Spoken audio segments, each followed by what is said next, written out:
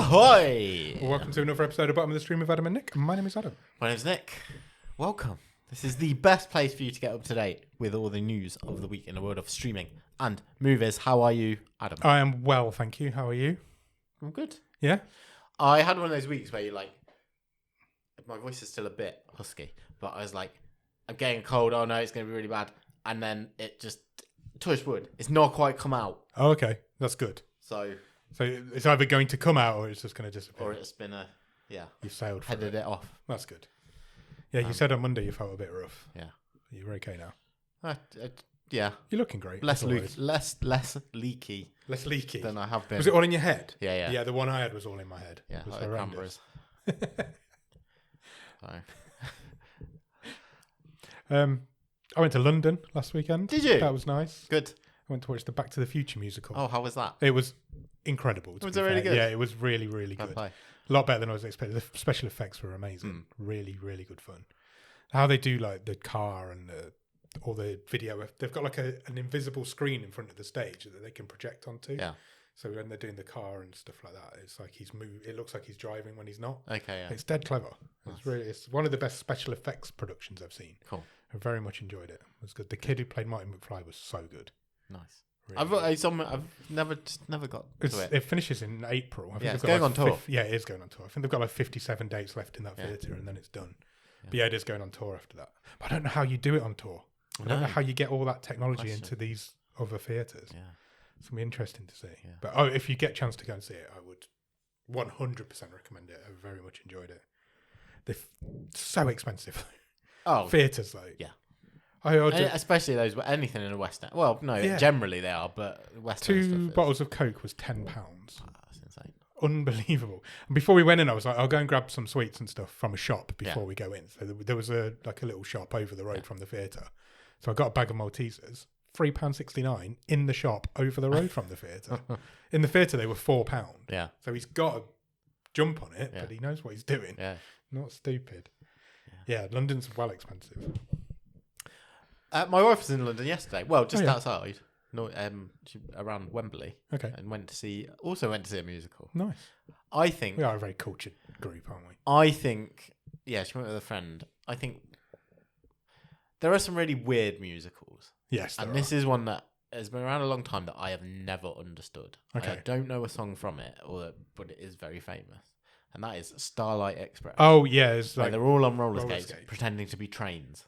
Oh, is that what they're doing? Yeah, they're trains. I didn't know that. Yeah. Oh. So it's like Thomas the Tank Engine, the musical? Yeah. Oh. Yeah. Who knew? But they're future trains. I literally, I knew they were on roller skates. I did not know they were trying to be trains. And this theatre was designed with this show in mind. Oh, okay. So they bespoke. Roll around between the audience. Oh, nice. And stuff. And I just can't get my head around it. It's a musical about trains. No, it's a bit strange. Spangly trains from the future. Yeah, that is a bit weird. And yeah, it's weird what takes, isn't it? There was a malfunction halfway through the first half. Oh no! It's like suddenly the curtain just came down and it said, "Please stand by. There is a issue." Yeah. And then there was like announcements coming over the tunnel saying, "Please stay in your seats. It shouldn't be too long." Yeah. Then after about 15 minutes, they were like, "We've opened the bars." We were like, "Shit, this is going to be a while." And it was about 35 minutes. Just and then partway through the half. So then they just suddenly went, right, we're ready. We're coming back on. They opened the curtains, did the next 10 minutes, and then went to an interval. So they made a fortune in the bars. But yeah, still don't know what happened. Oh, right. No idea. So nothing obvious to you as an audience was right? No, the scene ended as normal, but then the curtain just dropped. And it said, they've got like a video screen. It come up with a message. Please stand by. There has been a disruption in the space-time continuum, it said. Okay. And it kept us for 35 minutes without telling us anything about what was going on. Oh, wow. Yeah, so that was fun. So we had 2 intervals. So it's a chance to sell more Maltesers. Yeah, exactly. There you go. That might be what it was. So that was my weekend. I've not done. This week has flown by. Yeah. I genuinely feel like this week's just come and gone. Like, how quickly did February go compared to January? Oh, massively. February's done now. Yeah. That's gone. Yeah. Yeah. Crazy. Properly insane. Do you know what I like about February and March? Is that the days they all match. So the 1st of February is the same as the 1st of March on the day, and it just follows it through. I quite like that. It's nice. Nice synchronicity. Yeah, it's got a synchronicity to it. Yeah, good. Okay. You got a question of the week for me? I have got a question of the week. What are you going to throw at me this week? What's the most important job? What's the most important, just in general? Yeah, simple as that. What's the most important job? You don't have to just choose one. Okay. I just think it's interesting. The most important job is... Where does your mind go? I don't know. Teacher? Talk us through as you talk. Yeah, I think it's up there. Because otherwise you're just going to end up with loads of kids who are Dumb. which, to be fair, is where we're at. That's a really tough question. Isn't it? Yeah. Yeah. For such a simple question, it's a really tough question. There's loads of really important You can't really jobs. just pick one, No. I don't think. Somebody who stops the world exploding every day. Okay. Like Is that a risk? Nuclear scientists, Okay. maybe. But they also invented. Well, yeah, the threat. but these particular ones didn't. The Okay. generations Yeah, behind yeah. them did, and now Yeah. these have to deal with it. Yeah. What do you think it is? My mind instantly goes education, healthcare. Yeah, true. Doctors, nurses. Considered healthcare. Yeah. Teachers. Scientists. Yeah. I go to that group. I certainly would have. The reason I find it interesting is because I think I would have certain jobs that are deemed to be important a bit further down the list. Like Politician. bottom. Yeah. My job's more important than a politician's job. Well, that's an interesting one. Prime Where do you think Minister. your job ranks on the list? No, without saying what you do, obviously, but unless you want to say what you do. I feel like yours is a lot Pretty more high. important than mine. Like in terms of pretty high, yeah. Yeah. Pretty high. Like in terms of delivering something important that people need every day to to live their lives, yeah. Yeah. Pretty. Fair. Mine's not even that important in terms of the company. I'm not saying, yeah. Maybe my specific job isn't Yeah. as high as what the company does, but yeah. I think it's teachers. Yeah. I think it's teachers, and we should look after teachers more. Definitely should look after teachers. Yeah. Nice. Fact. Okay. Let us know what you think. And if you've got an important job, let us know. Yeah, do. Should we do some news? Let's do some news. So I was putting this I love together news. last Okay. night. Yeah. And there was literal breaking news Oh, no. as I was putting this I together. did wonder last night when it came through. I was like, it's a good job because we've recorded on Friday. Again. Yeah. If we'd have recorded on Thursday, we would have just missed We would this. have missed it. Yeah. Because it was sort of 10:30. Yeah, it was late I've last been night. doing it for a little while. And I was like, I think I took a break, I made a cup of tea, and thought, I'll just finish this off. And literally, I refreshed my search on, some Netflix stuff. And it was breaking news story. Netflix drops out of the takeover of Warner Brothers. Crazy big news. Yeah. My news story that I'd even put the link in initially, Yeah. which was going to be that Paramount have upped their hostile takeover, Yeah. effectively adding $1 to every share. Yeah. Which increased their offer to a net worth of $111 billion for Warner Brothers.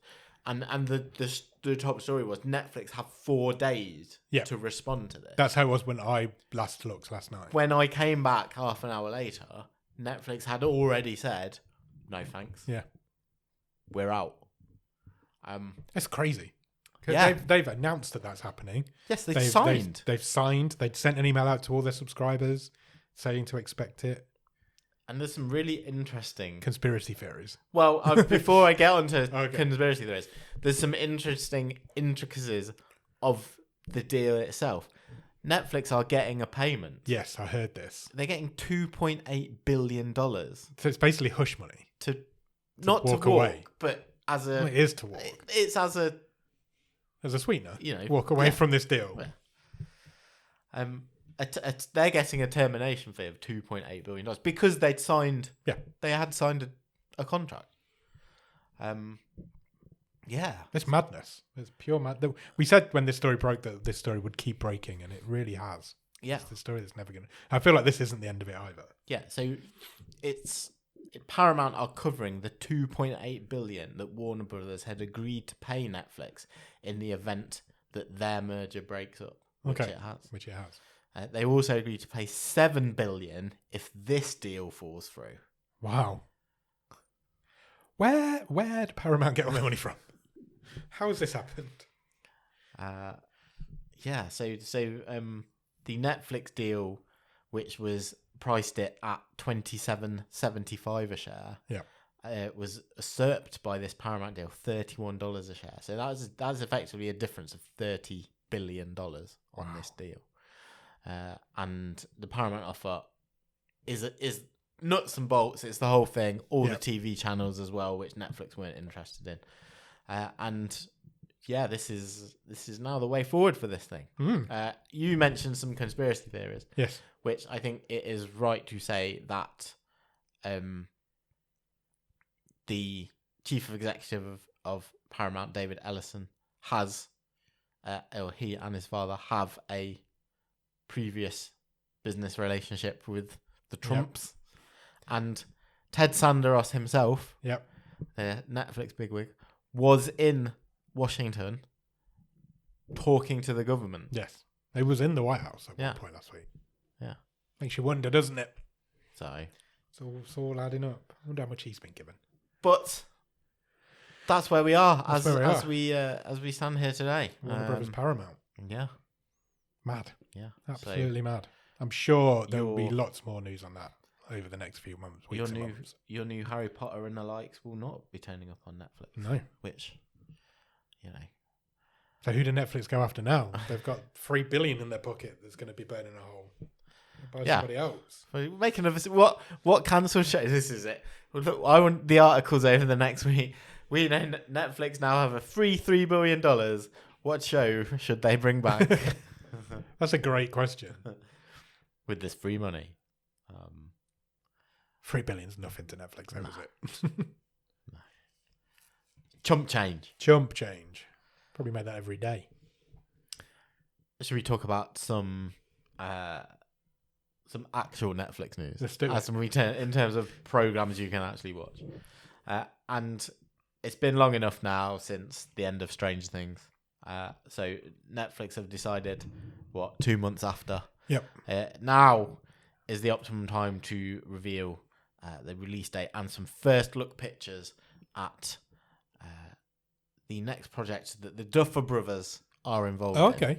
They are on as producers only, but we are talking about The Burrows. Right. That's Burrow as in Borrough. Okay. Not Boroughs. Not boroughs. And this is showrun by Jeffrey Addis and Will Matthews. They were the creators behind the Dark Crystal reboot a few years ago on Netflix, which I think was reasonably well. Yeah, I think it was pretty well received. Critically received, but certainly didn't do any big. Nobody watched it. Viewership numbers. It was good, but nobody watched it. The Burrows is an 8-part sci-fi drama series that finds a ragtag crew of unlikely retirement home heroes facing some serious challenges, both human and otherwise. Oh, okay. It's Cocoon meets Stranger Things. Okay, so it's basically Stranger Things, but the anti-Stranger Things. Cast for this is pretty impressive. Okay. Alfred Molina. Oh, right. Gina Davis. Nice. Alfred Woodard. Dennis O'Hare. Clark Peters and Bill Pullman. Oh. Are all on board for this. Good cast. Yeah, there's loads of images that have been released. No trailer as yet, but we have a premiere date of the 21st of May. That's not even that long away. How did they turn that around that quick? It's not that far away. Netflix's official press release says The Burrows is set in a seemingly perfect retirement community. There, a grieving newcomer's monstrous encounter inspires him to join a misfit crew of unlikely heroes who discover a dark secret that proves their golden years are more dangerous and more formidable than anyone expects. This is Stranger Things with old people. Yes. Or older people. It's like Thursday Murder Club. Yeah. Cross with the Stranger Things. The Duffer Brothers have been talking to Tudum, and they've said that it's them who have specifically referenced Cocoon, saying, "For years we've wondered why no one has made a film like Ron Howard's wonderful Cocoon. Out of nowhere, Jeff and Will emailed us with an idea for The Boroughs, a story about retirees and monsters. This is exactly the show we've been dreaming of." That sounds cool. I'm into that. I like that idea. I don't want to start conspiracy theories, but it feels like we are in a world of conspiracy theories, and like the real world is like almost like there's certain horrible news stories where you're like, I wish conspiracy theories were true. Can you imagine if, like, after all the Stranger Things extra episode gate, turns out this is in that universe? Oh, same universe. That'd be amazing. It's not gonna happen. It's not going to happen, Just but it say would that be right amazing. But that would really catch people on the hop. Just at the end of the first episode, a Demogorgon just drops through the sea. Yeah, exactly. Exactly. What a cliffhanger for the first episode. Talking of Stranger Things, leads on to the next piece of news. Okay. Or at least a Stranger Things alumni. Okay. And in sort of news that I can't believe I didn't think this would happen before, Right. We have some casting updates for season 3 of Wednesday. Right. That makes sense, I guess. It has been confirmed that joining the cast to play a character called Tabitha, who we have no further information on, and reuniting with Tim Burton is none other than Winona Ryder. Oh, okay. Yeah. That makes complete sense that Winona Ryder would be in the Wednesday universe. It does, doesn't it? Yeah, it just seems to fit. Yeah. I can't believe I didn't think of that earlier. No, same. But no, as soon as you said it, I was like, well, yeah. Is she not already in it? Obviously, now free from commitments Yeah. to Stranger Things. That's a goer. Awesome. Yeah. Obviously, Beetlejuice, Edward Scissorhands, Yeah. famous collaborations with Tim Burton. And yeah, she's back. Makes Back in sense. his orbit. Completely makes sense. Awesome. Yeah. I watched Edward Scissorhands over Christmas. Oh, did you? It's a great film. I haven't seen it for a long So time. beautiful. Long time. In fact, it was the film I chose to watch as I was putting my Christmas tree up this year. Oh, was it? So I always watch a film whilst I'm doing that. Yeah. Yeah, it's great. Yeah, great movie. Beetlejuice is coming to the West End as well to bring us back full circle. Is it? I'm excited for that. Okay. Because apparently it's doing really good numbers on Broadway, so Okay. they're bringing it over to the West End. Fair play. It's supposed to be a really good show. Is it going where Back to the Future was? No, Billy Elliot's going there. Oh, okay. Oh, what is that That's coming going back? back onto the West End as well. Okay. Death Becomes is coming to the West End as well. Oh, nice. That'd be a really good show. Yeah. There seems to be a market for Robert 90 Zemeckis has obviously Yeah. found a new income stream Yeah. of turning his movies into musicals. Seems to be a market for Signing off on those deals. Okay. So what's next? Some more Netflix news about a crossover between streaming services. Okay. And this is Netflix and Apple TV All right. getting together to share some of their individual F1 content, Nice. Okay. which will make Some F1 people nerds happy. So, Unlike this podcast, which doesn't make F1 nerds happy. well, no, and also if you're in the UK, this isn't that relevant to you either. But it could be a sign of things to come, I guess. Yeah. Obviously, we talked a few weeks ago about how complex sort of live sports rights are and how that's all packaged up and stuff. We were specifically talking about some of the football stuff, but over in the States, Apple TV has exclusive rights for live Formula One races. Yep. We obviously know worldwide Netflix is a huge needle mover in terms of F1 with Drive to Survive. Yeah. So the two companies have got together and have revealed that the upcoming season 8 of Drive to Survive, which I believe launches Today, I think. today, I think it's out as today, we record. yeah. Friday, you'll be listening to this on Monday. Yeah. Will also be available on Apple TV. Oh, really? Yeah, in the States, a interesting. co-launch of this series. How interesting. In return, Yeah. Netflix will have their first ever live Grand Prix race broadcast on Netflix in the US, and that will be the Canadian Grand Prix in May. Right. So, like, that just gets even more complicated. It's like, Apple, we've got the rights, but we're subletting this. This race to you, Netflix. Apple had the rights in America for the F1. Yeah. Eddie Q. Okay. Not a snooker player, but the boss at Apple Services. Right. Great name. Yeah. Says Netflix has played a pivotal role in growing F1 in the States, obviously, since the launch of Drive to Survive, and we're thrilled to make F1 content more broadly available to new and existing US fans on both Netflix and Apple TV. The deal delivers something for each company. Here's our favourite phrase. Apple gets F1 shoulder programming that it can place alongside live races, and expanded reach for its F1 programming through the Canadian Grand Prix simulcast. Netflix, meanwhile, will get live F1 racing in the US in May, continuing its strategy of growing its frequent live event programming. Nice. So both are going to be on both. Drive to Survive is going to be on Netflix and Apple, and Correct. the Canadian Grand Prix is going to be on. Yes. Okay. Yeah. That's good. If streaming service, that's the more interesting piece of news there, is that streaming services are prepared to work together. And if more of that sort of synergy starts to, I hate that word. Why did I just say synergy? If more of that sort of stuff starts to happen, that can only be a good thing for consumers. Yeah. Can't it? Yeah. 100%. Yeah. There's the news story there. Nobody cares about F1. It's synergy. It's a sales pitch. Yeah. It's like, here's your freebie. Yeah.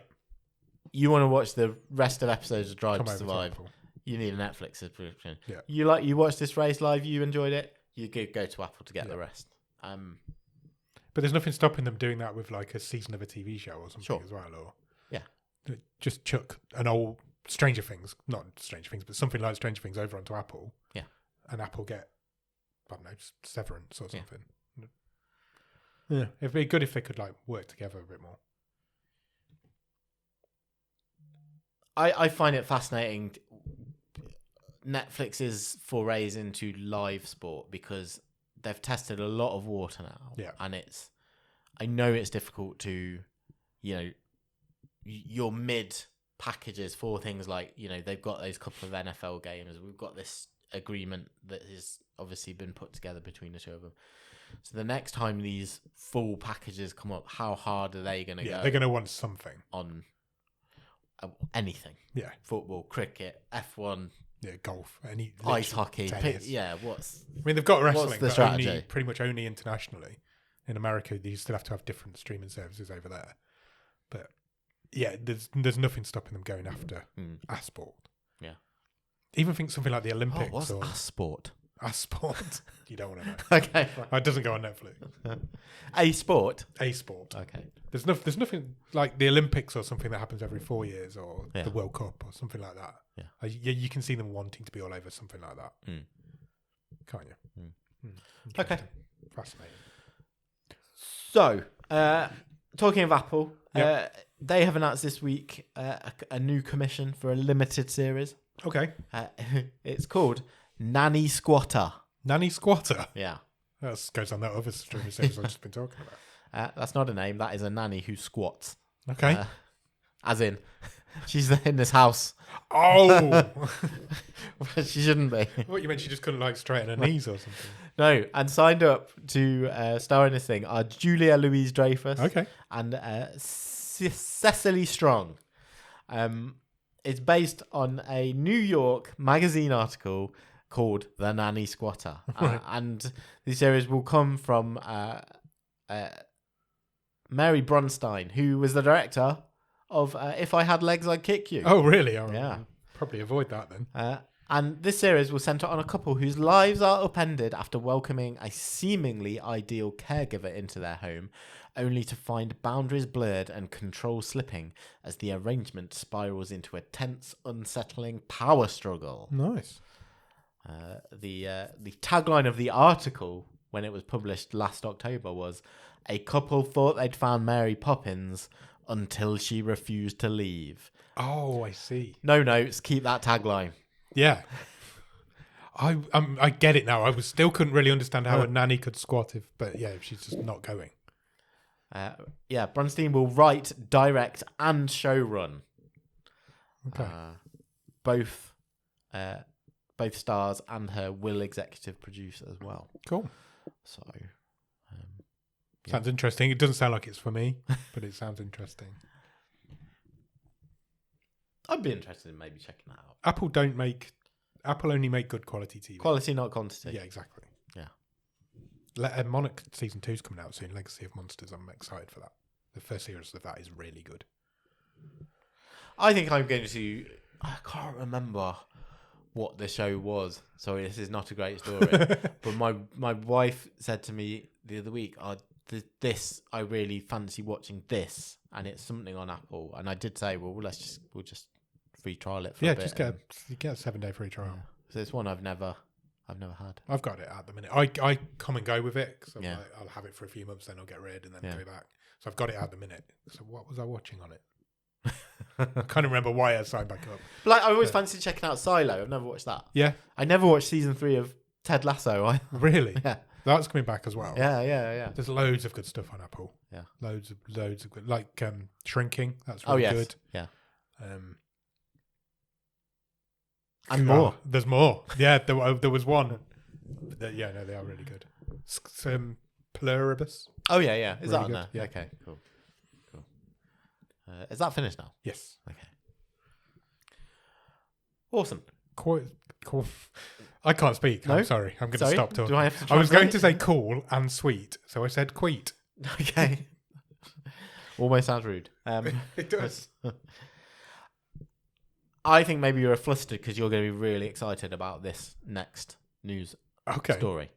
And you will remember, I'm sure, a long time ago, we talked about a potential reboot to The X-Files. Yes. And that Ryan Coogler, of all people, I say that with the greatest respect to The X-Files, because Ryan Coogler is, in terms of big Hollywood directors at the minute, his star shines very brightly. Very much so. Sinners is the most Oscar-nominated movie of all time. Yeah. The Black Panther movies. This, this is a big guy. It's almost like I love the X-Files. Yeah. But part of me is like, he's getting involved with the X-Files reboot. Yeah, it does seem a bit strange. But we've got more information. Cool. This thing is moving forward at a pace. We have one of the leads. Oh, really? Signed up for this.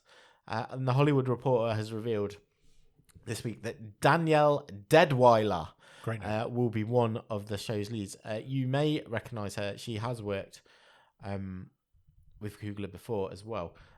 She was... she's been in Atlanta, the Donald Glover show. Yep. Watchmen. Okay. And she was in The Harder They Fall, which was a movie I loved a few years ago, the sort of Netflix Western. I don't think I ever got to that. Or did I? I think you'd really like it. I can't remember if I did or not. It's awesome. Okay. She's also had parts in I Saw the TV Glow. I've seen that. Carry On. I've seen that. And The Woman in the Yard. I've seen that. Both from Jean Collet-Serra. The Woman in the Yard is terrible. And she's had guest roles in The Bear as well. Okay. No news on the part she is playing. There is some speculation that this reboot of The X-Files will have a sort of a skeptic and a true believer You've got FBI it. agent's role. Similar to the original, so no news on which of those she may be playing. But it's also been confirmed that Ryan Coogler himself will write and direct the pilot. Okay, interesting. So he is fully. I don't know how you do on this. I don't know how you do the X-Files in 2026. The how do I say this? The appetite for alien content doesn't appear to be there as much as it was in the mid-90s. Everything was alien based in the mid-90s. But did that come because of the X-Files? Who knows? I mean, the X-Files was huge. Huge. But really, I know I'm focusing here on the recent sort of limited series comebacks of it. It was really diminishing returns every time. 100%. Even when, with the two Yes. later series done with Duchovny and Anderson. Yeah, maybe. I want to know what's the catch, not the catch as in a bad thing. What's the hook? What's the hook? What's the hook? That's exactly what I'm getting at. This thing is gonna. Yeah. You've got to go... Give it that leg up. I think there's more of an appetite for supernatural now than there are for alien stuff. But if you get a show that's that good, can you spin that? Who knows? Yeah. It's exciting. I used to love The X-Files. I remember I used to have to hide in my bedroom to watch The X-Files, so I wasn't allowed to watch it. And it was like, put the little TV on and just have it really as quiet as possible so my parents didn't hear. I used to adore that show.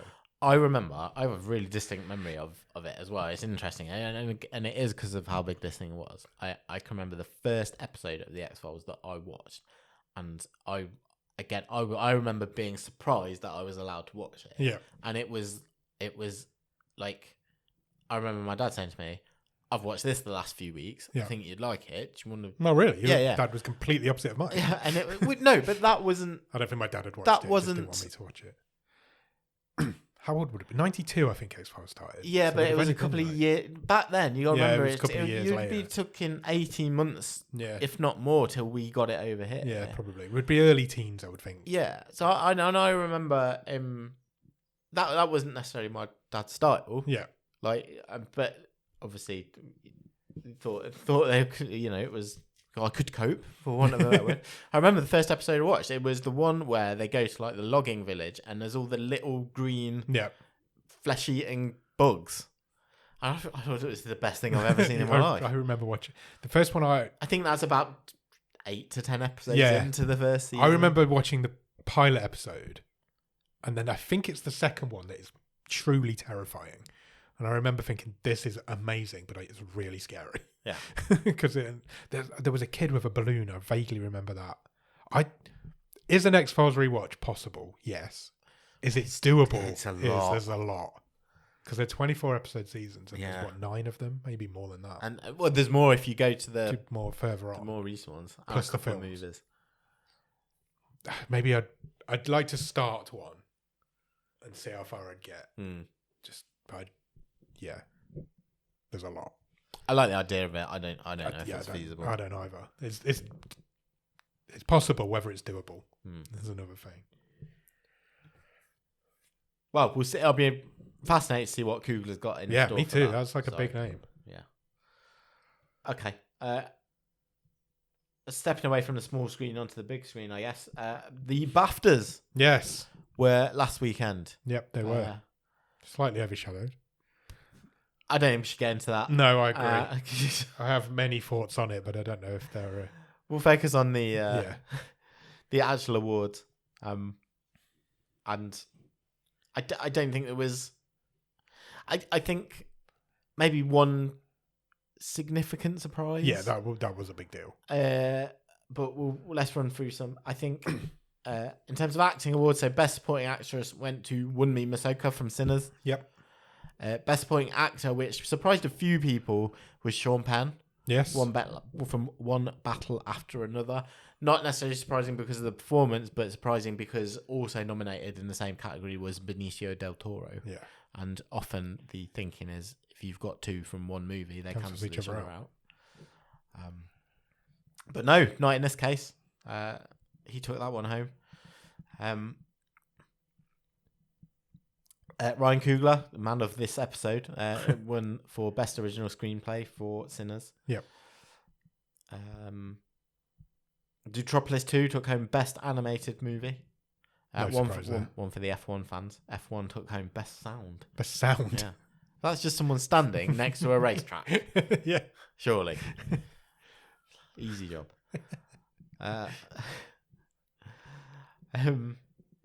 Outstanding British movie went to Hamnet. Yes, that's doing really well at the minute, though, isn't it? I have no interest in it at all, but it's doing really well. As voted for by the public, the EE Rising Star Award went to Robert Aramayo. Yes. Who played Tourette sufferer John Davidson in I Swear. Best Director went to Paul Thomas Anderson for One Battle After Another. I think this is going to be the film that sweeps up this season, I think. Yeah. Sinners may have the most nominations, But I think One Battle After the Other is the one that walks away from the Oscars with the Feels most. the most awardsy. Yeah. Doesn't it? I think. When it came out, I had no interest in seeing it, but I am kind of interested in it now. Yeah. And at some point I will watch it. Yeah. And then I guess the big upset in terms of... but this is like a huge upset. Yeah. I mean, like, I know, but I'm saying there's a slight leaning because it's the BAFTAs and the Britishness up there. yes. But Best Leading Actor was also Robert Aramayo for I Swear.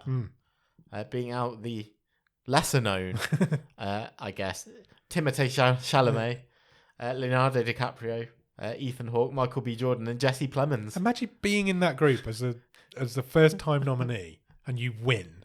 How are you feeling right now? They're all nobodies. Who's ever heard of any of those guys? He was saying that when he was at school, Ethan Hawke came and did like a talk to them, and then he's beating him in awards ceremonies. Yeah. It's crazy. Yeah. Good for him. Absolutely. I've not seen I Swear yet. That is definitely on my list. Yeah, same. And it's, same. Spoiler alert for later on in this episode, it's going to become quite easy to watch it quite soon. Yeah, I'm definitely going to get to that very soon. Jessie Buckley took home Best Leading Actress for Hamnet. And One Battle After Another also took home Best Film. Yeah. Which I think it will do at the Oscars too. Yeah. Okay. Interesting night. A couple of more bits of movie news. This movie sounds fascinating. It's one of those stories where you start reading it and think, okay, so far so expected, and then it takes a turn. Okay. And this is the news that Tom Hanks has signed on to play Abraham Lincoln. Okay. In an upcoming movie. I can see that. Obviously, not short of big name actors who have played that role in the past. He joins the likes of Henry Fonda, Hal Holbrook, Gregory Peck, Chris Christopherson, and most recently Daniel Day-Lewis. They've all portrayed Abraham Lincoln at one point or another. But this time Tom Hanks is going to play him in a movie called Lincoln in the Bardo. Okay. I'm like, what's that? Is he What's on a his bardo? holidays or something like that? But no. This will be an adaptation done by Duke Johnson. He was the co-director of Anomalisa from a little while back. Okay. But he is adapting. He's a doctor. He is adapting George Saunders' Booker Prize winning novel, Right. Lincoln in the Bardo. Right. This is going to be a live action stop motion hybrid take on the novel. Okay. Which kind of makes sense when you hear about what this book is about. So it is set during the Civil War, specifically February in 1862. Okay. And it follows Abraham Lincoln during and in the aftermath of the death of his son, William, who died of typhoid at the age of just 11 years old. The book finds the sitting president and grieving father entering the Bardo, a Buddhist-conceived liminal space between life and rebirth. Okay. Which will presumably be the stop-motion section Yeah. to the movie. One night, as he interacts with the living and the dead while processing his pain and grief. Wow. I mean, that sounds batshit crazy.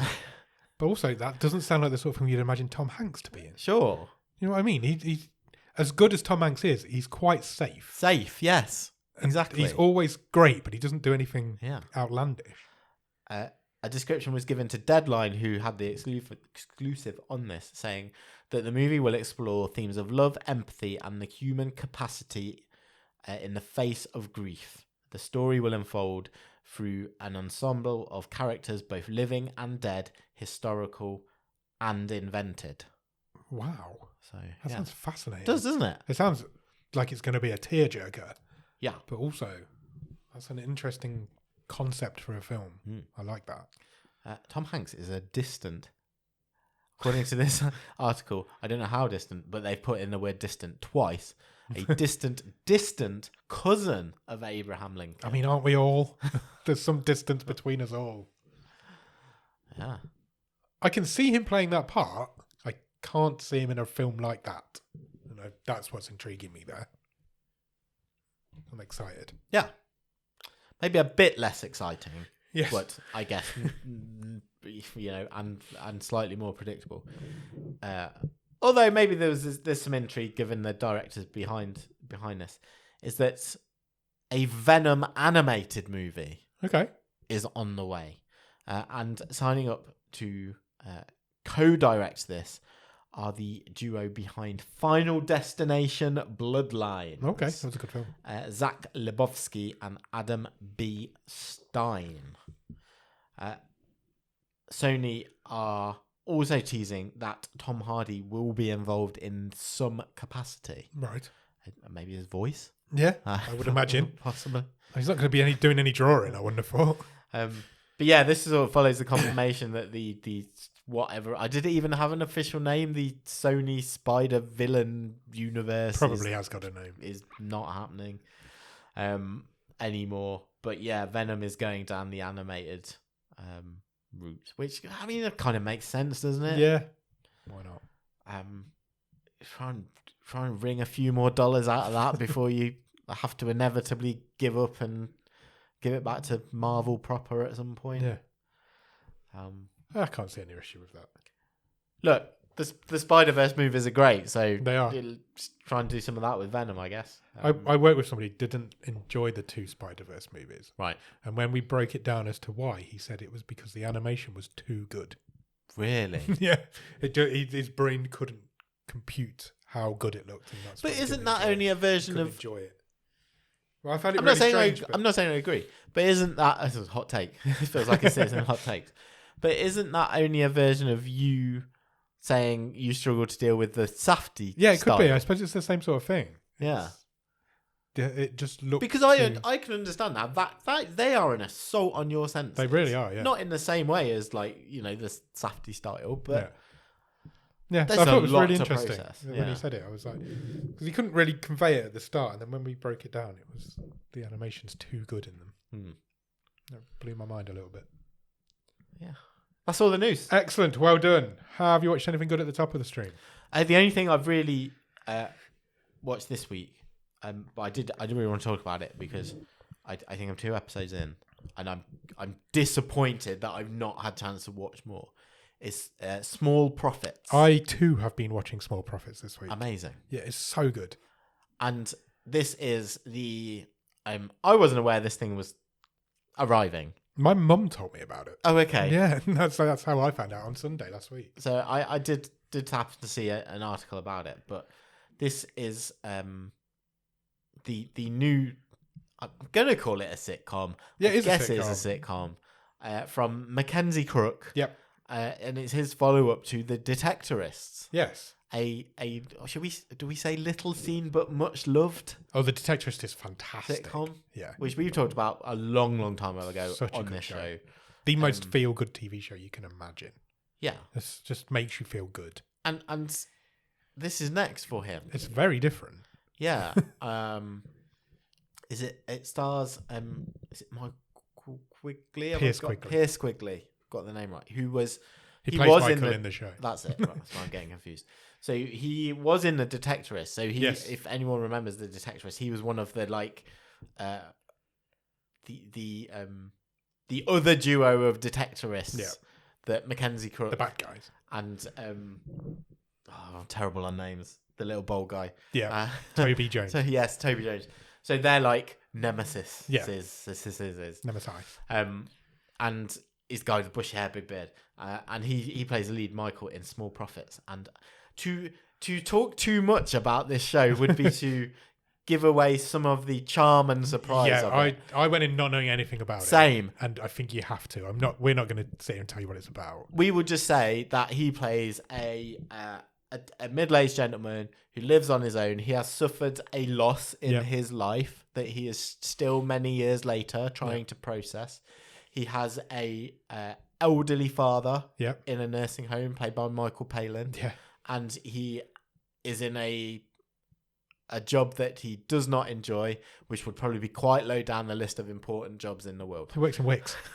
in a DIY store. In a DIY store. They're not even hiding the fact that it's Wix. Must be sponsored by Wix, I reckon. What this thing is really about, I'm not going to even mention. No, not at all. Because that's part of the surprise. You have to go in surprise. blind to it. I've only watched 2 episodes. I've done 4. I knew straight away this is for me. Yeah. Yeah, 100%. like the character of Michael is just he is so like dismissive of like the general public when he's at his job, So funny. and it's just it's got a bit of the same sort of twinkly soundtrack as the Detectorist, but then things start to take a turn, and like I'm only 2 episodes in, but I'm totally engaged with this thing, and I can't wait to watch the rest. Have you seen the scenes with the buckets yet? Yeah. Oh my god, it's the funniest thing. Yeah. So he's in. Yeah. I don't want to say it, but he's in Wix and he's standing in front of loads of buckets, and the guy asks him if they sell buckets. Huge wall of buckets. And it's genius. It's got a great cast as well. And he's like, "No, it's old technology. No one uses buckets." Yeah, anymore. and he goes on for ages, and they're just standing in front of him all. So you've got Piers Quigley, you've got Mackenzie Crooks in there. Yeah. Michael Palin, as you said. Yeah. John Pointing. Yeah. Sophie Willen. Yeah. There's such a good cast. Yeah. It's really, really well put together. Honestly, it's batshit, but go out and watch it. It's charming at the same time. Still got that Detectorist charming charm. Batshit. Yeah. It's very different to the Detectorists, but I'm loving it. Yeah. I don't know how many there are. I've done 4. I think there's 6. Usually it tends to be a 6-pack on this sort of thing. That's all I've watched this week as well. I'm interested to see if it's something that is, I don't know by design if it's something that's tied up in one series or not, because we've not got that. Normally with the BBC, if something's successful, they'll keep it going. So we'll see. Yeah. So I can't wait to watch the rest, and maybe if we both watch the rest this week, we can. Yeah, I'm sure I'll get it finished by the time we record next week. And that's pretty much it for me. That's it, because I was away at the weekend in London watching Back to the Future. I haven't really seen anything else. Okay. And I'm still watching Dropout constantly, so I'm just addicted to that now. So I haven't really watched anything else either. Good. Shall we talk? It's March now. Well, it will be by the time this episode comes will.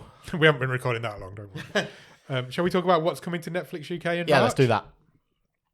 Instead of ending on a hot take, we'll end on this week. This week. So, things coming to Netflix in March. So far, there are 4 things that are undecided. Okay. They're coming in March, but we don't know when. Fine. One of them is the Garfield movie. Oh, okay. From 2024. Oh, not the Bill Murray one. No. It's the animated. Chris Pratt one. Because he does all animated voices now. Yeah. It's his thing. 27 Dresses is coming from 2008. Okay, yeah. There's a limited series called The Victim, starring Kelly MacDonald and John Hannah. And Fall Guy, starring Ryan Gosling. Oh, that's coming to Netflix. That's coming to Netflix. Did you ever see that? No. No, me neither. That's coming to be TBD in March at some point. Those 4 things will drop. Okay. The rest of this has all got dates. 1st of March, The Boss Baby, the original Alec Baldwin. Always a Boss Baby on Netflix. But this is the actual film. Yeah. Some interesting TV shows coming. Okay. Old TV shows. Okay. So all 7 seasons of The Mentalist are coming to Netflix on March the 1st. Was that a show you ever watched? Yes, I enjoyed The Mentalist. It was good. It was Simon Baker. Yeah. 9 seasons of One Tree Hill are all coming. Nice. And 5 seasons of Person of Interest, which is a really good show. Yeah, I've seen the odd one. I never sat and watched it. Yeah, that's where Michael Emerson went to after Lost finished. Yeah. He went and did Person of Interest, and it's a really good show. Okay. They're all coming on the same day. And Southland. Do you remember Southland? Yes. It's 5 seasons of that. So there's a deal been done there somewhere with a TV channel to bring all of those over. But they're all coming on the 1st of March. Same day as the WWE's Elimination Chamber event. That is happening that day. On the 2nd of March, the Screen Actors Guild Awards of 2026. Nice. This is like the 3rd or 4th year Netflix's. Yeah, it was their first live thing they ever did, I think. And yes, they've just kept it ever since. There's a show called Good Cop, Bad Cop coming, which is a crime comedy series starring Leighton Meester and Luke Cook. That's coming on March the 3rd. Vladimir season 1 is coming on March the 5th. That is Rachel Weisz, stars in the first lead role in a Netflix series as a woman whose life spirals out of control when she develops an obsession with a co-worker. Okay. The Dinosaurs season 1 is coming on March the 6th. This is the new 4-part documentary narrated by Morgan Freeman. Yes. So the trailer's gone viral everywhere, so I'm imagining the show will do quite well. There is a new sci-fi starring Alan Ritchson, obviously of Jack Reacher fame, who stars as a member of Special Ops Boot Camp that encounters a deadly alien force. Ooh. That is called War Machine. Oh, okay. That comes on March the 6th. The final season of Beastars comes on March the 7th. That's the Japanese anime. On March the 10th, this is a big day for me. Yeah. I Swear is coming. Is it? Yeah. Which is obviously the BAFTA award-winning now show. On the same day as One Piece Season 2. Oh, wow. So What a weekend. they are the only two things coming on March the 10th, but they are both coming on the same day. I can't wait for One Piece Season 2. No, me neither. I'm so excited. I've just had a real, like... I do need to do a in One my Piece head, Season I've 1 just gone, rewatch. like, what is time? Because I'm sure a few weeks ago we said that's ages away. We've got time to rewatch it. Yeah. And now I've just looked at the It's date. like 11 days away. That's less than 2 weeks. And this is because there's 300 days in January and then February goes by in 4. Yeah, you're absolutely right. Yep, you've got 11 days to finish Season 1, do a Season 1 rewatch. If that's not your sort of thing, you could watch Age of Attraction Season 1 on March the 11th. This is a new reality dating show where the participants, in an attempt to find their soulmates, have their ages hidden from their dates to discover if love is ageless. Oh, okay. Wow. At what point does that become, like... A bit dodgy? troublesome. Yeah. You're not really young. Yeah, I'm 11. I was more thinking of it. I'm a really old person with a... Anyway. Yeah. Well, love is love. Louis Theroux has a new documentary coming to Netflix on March the 11th, Inside the Manosphere. Oh, right, okay. New documentary of Louis Theroux steps into the rising world of ultra-masculinity and its polarising and controversial influences. Yeah, you should come and talk to me about that. Yeah, is that us? I think that might be us. All 4 seasons of The Man in the High Castle is coming. Oh, right. Now, that's interesting because that was an Amazon Prime original. Yeah. And now that is coming to Netflix. That is a licensed dystopian sci-fi drama from Amazon Prime, an adaptation of Philip K. Dick's novel centered on a world where the Axis power won World War II and conquered America. I watched the first season then, and I never went back. So what do you remember? No, it was all right. Okay. It's just an alternate history of the world. Yeah. March 12th, Virgin River Season 7. Yep. Virgin River is your thing. I know a few people who it is. It's not really mine, but there we go. There is a limited season called The Night, which is as in nighttime, coming on March the 13th. Spanish crime drama starring Claudia Salas, Clara Gell, and Paula Asuro as 3 sisters who face a crossroads in their lives after they hit a man with their car and must determine how they keep themselves out of jail or risk one of them losing their child. Wow. Interesting. That sounds a bit like Dead to Me. Yeah, it does a little bit, doesn't it? Yeah. Spanish Dead to Me. March the 18th, Radioactive Emergency Season 1. Okay. It is a Brazilian thriller inspired by the tragic and deadly events of the Galenia accident in 1987, where hundreds of people were exposed to deadly radiation after radioactive waste was stolen from an abandoned hospital. Wow. March the 19th, JoJo's Bizarre Adventure Steel Ball Run, Season 1, which is the latest chapter of JoJo's family story. If you like JoJo's Bizarre Adventure, I think that's like a huge anime, isn't it? Okay. Sure. I'll say yes. Tyler Perry's Beauty in Black Season 2 Part 2 comes on the same day. That's a crime drama.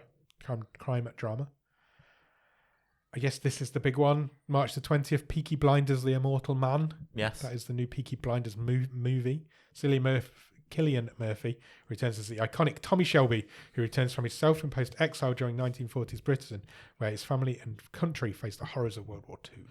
I was told this week that there's a like stately home type place, like visitors centre, all this sort of thing. National Trust place. Yeah, that sort of place. So not far away from where my parents I've been told live. this today. Have you? Interestingly, yeah. And they've built a whole new car park. Yep. Because they have now basically this week said, we can tell you that this movie was filmed there. Yeah. And we're expecting a shit ton of people to come and come and have a look more than usual. Yeah, so. I have heard that today. BTS The Comeback Live. That is Netflix's first K-pop live performance. Well, I think we talked about that on the show a couple of weeks ago. Yeah. Season 3 of Heartbreak High is coming on March the 25th. Final season of the beloved LGBT Aussie coming-of-age comedy. March the 26th, this is something we're both very excited about. Joe Nesbo's Detective Hole. Oh, there's a Detective Hole. There's a trailer for it. I've not watched it yet. Yeah. I want to go in blind to the hole. Joe Nesbo's Detective Hole is a Dutch crime drama centered on a brilliant but troubled detective Harry Hole as he hunts a serial killer while battling corruption and ethical grey areas. That comes on the same day as Something Very Bad Is Going to Happen, Season 1, which is a new horror series produced by the Duff Brothers, centered on a couple 1 week away from their wedding, but something terrible and deadly is about to happen. Those guys just produce anything nowadays. Yes. Now that they're not busy making an actual program. And then less than a week after the BTS reunion show, there is a documentary about the BTS reunion that is coming on March the 27th called BTS The Return. And that is a companion documentary to the reunion show. And that is your lot for March, but that's quite a big month. Yeah, it is, isn't it? You've got the Peaky Blinders movie, you've got One Piece, you've got the Harry Detective Hole, you've got all sorts coming. I would say that's the biggest month so far. For a while. So far year. this year, definitely. Yeah. And I've missed some stuff out there as well. There's other stuff. Lots of other stuff. There we go. There's a stand-up comedy special called Bruce, I Ain't Playing. I don't know who the Bruce is, but he ain't playing. Excellent. Cool. That's it. What are we watching on our movie show this week? Come back on Thursday wherever you find your podcast. And it's another episode of the world famous Bottom of the Stream movie show where we will be talking about Deep Fear. We will indeed. Deep Fear is a shark movie on Netflix. It's a British yeah, or in a at way. least Cove. Is it? Yeah. Yeah, there's Cool. there's British people in it. Okay, fine. So yeah, go out and watch Deep Fear. We'll go out and do all the things like subscribe, tell your nan, tell your mum, ding the bell, do all of that sort of stuff. We'll be back on Thursday for our movie show as a podcast and next Monday for another one of these on YouTube. Cheers. Bye.